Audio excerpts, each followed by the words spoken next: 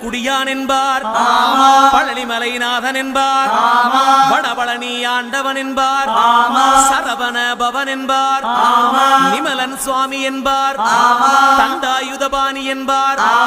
கலியுகவரதன் என்பார், வெற்றி வடிவேலன் என்பார், வீரவடி வேலன் என்பார், மரகத வண்ணன் என்பார், ஞானப்பலம் கேட்டவனா, நம்பினோரை நாடுபவனா, காவடி பிரியனாம், ராஜ அலங்காரம் கொண்டவனா, ஆண்டியாய் நின்றானா, ஆனால் செல்வத்தை எல்லாம் கொடுப்பானா, அப்படிப்பட்ட முருகனவன் ரொம்ப ரொம்ப சின்னவனா சுவாமி. சின்ன சின்ன